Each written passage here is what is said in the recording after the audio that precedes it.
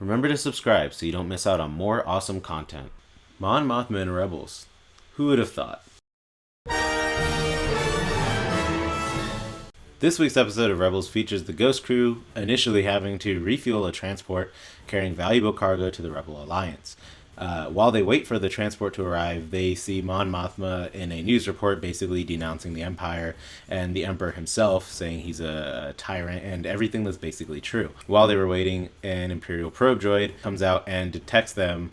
So this mission was supposed to be a complete secret, and they just botched that up. The Ghost Crew reach the transport as it comes out of hyperspace right in front of the probe droid, and they manage to finally destroy the probe droid, but not after it calls for reinforcements. So while the Ghost Crew is on the transport, it comes under attack by a couple of light cruisers and a bunch of TIE fighters, and Ezra goes out and helps Gold Leader, and who, by the way, awesome appearance by him. The voice just didn't cut it for me, but the outfits and all that and seeing the Y-Wings is pretty cool. Anyway, Ezra goes out and replaces one of the Gold Squadron fighters and gets in a Y-Wing and sees how freaking awesome the ion cannons are and everything like that as they take down the forces trying to take out the transport. They also learn that the transport that they're carrying is Mon Mothma herself. She's trying to get to Dantooine to basically start the formation of the actual Rebel Alliance. So basically the rest of the episode just follows that. Thrawn knows about the secret cargo and he sends Price to go and wait outside of the nebula, which Hera is basically, it's a big sun, and Hera's basically going to smuggle Mon Mothma out, who is now aboard the Ghost because the transport got destroyed in the battle. And Thrawn sends Governor Price to wait for her outside of the nebula while he sends out the TIE Defender to basically chase them through the nebula and push them towards Price, who will obviously reel them in with a tractor beam, and from there on out, you know how that would go. But the rest of the episode kind of follows that, and they get to the nebula, which is this huge star.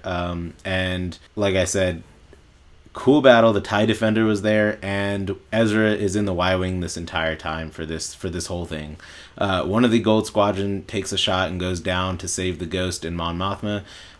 And the rest of the battle is just intense space battles around the nebula, which made it look really cool because it was a cool space battle, and then the nebula added something we haven't really seen before in space battles in Rebels or Star Wars in general. So the nebula was definitely a nice backdrop, and we got to see a lot of the TIE Defender in that battle too. But so that's kind of the episode. A lot of the action was fillerish, so there's nothing to really review about it. It was just space battle action, and Ezra doing some amazing piloting, teaming up with Gold Leader to take out the TIE Defender, who is giving them a run for their money. Hera and Mon Mothma escape with the help of Ezra and Gold Leader as they blast proton torpedoes into the nebula, causing the Star Destroyers to explode from the proton torpedoes reacting with the star of the nebula. And it lets Mon Mothma and Hera escape on the Ghost, and they go to Dantooine, and Mon Mothma calls for all the rebel leaders to form on Dantooine, and they all come out of hyperspace, and Mon Mothma announces this is the beginning of the Rebel Alliance, basically. So, review time. So, Mon Mothma was the same lady in Rogue One, just so everybody knows. She was the same lady in Rogue One. That she voiced her in Rebels, too.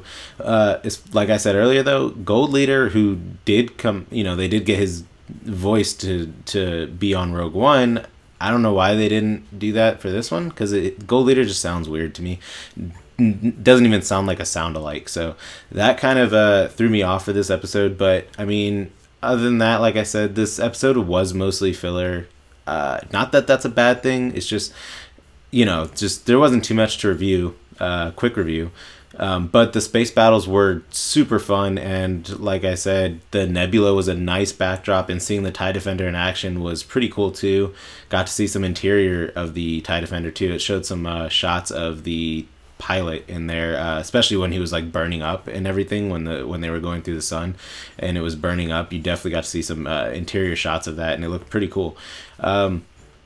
But yeah, I mean, the highlight of this episode for me was seeing Gold Leader and everything like that. And Mon Mothma, I mean, she was okay. She was the obviously the subject of this episode, but to me, she just wasn't that big of a character. She was just there in a way. I don't know how to explain that any more than that, but she was just there. She didn't really feel like she had a big role besides for being there and being who she was. No, it really kind of just focused on Ezra. Ezra's piloting skills have gotten so much better all of a sudden. and he definitely knew how to fly that Y-wing perfectly. And seeing the Star Destroyers blow up like from the fire was pretty cool. We've seen Star Destroyers destroyed multiple ways, including an A-wing crashing through the bridge, which is probably my favorite one to date. But seeing the Star Destroyers just get burned slowly apart by the star was pretty freaking cool.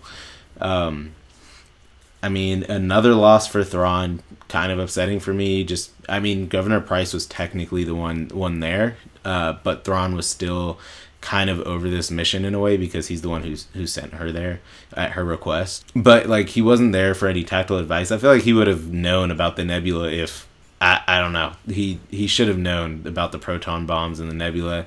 I feel like that's just something that wouldn't escape Thrawn's view. So I don't know. Thrawn's back. He took one step forward with Callus, and now I feel like he's just taking another step back to the way he used to be. But hopefully in the finale, in his finale, it'll be back to Thrawn's a genius again and all that stuff. Yeah, so obviously I wasn't really too impressed with the episode. Besides for the space battles were cool, and the formation of the Rebel Alliance, that scene was pretty cool too. But other than that, it just felt like another action filler type thing. But give them props on the action because it was cool. But yeah, so that's my review of the episode. Also, just a side note, it's so weird because like Ezra doesn't seem to really care that much that Sabine's gone. There's been no reference to her at all, which it's like tripping me out because I'm just like, I don't know. I thought Ezra would be like, wish Sabine was here, something like where it comes up that they could have used her help or something. Like Ezra just hasn't even mentioned her. It's like she was just never there on the team, and I think it's a little bit weird, especially for how big of a role she's had on the team. But yeah, so that's my review of the episode. I give it like a 6 out of 10. Definitely bonus points for getting the same voice from Mon Mothma, but lost points for not getting the voice of Gold Leader, who's the most recognizable voice, Red and Gold Leader. Come on. Anyway, check out my other videos right here on the screen. Had a Battlefront live stream and Imperial Eyes Easter eggs. Remember to subscribe and check out my Facebook and Twitter, and I'll see you guys next time. Bye.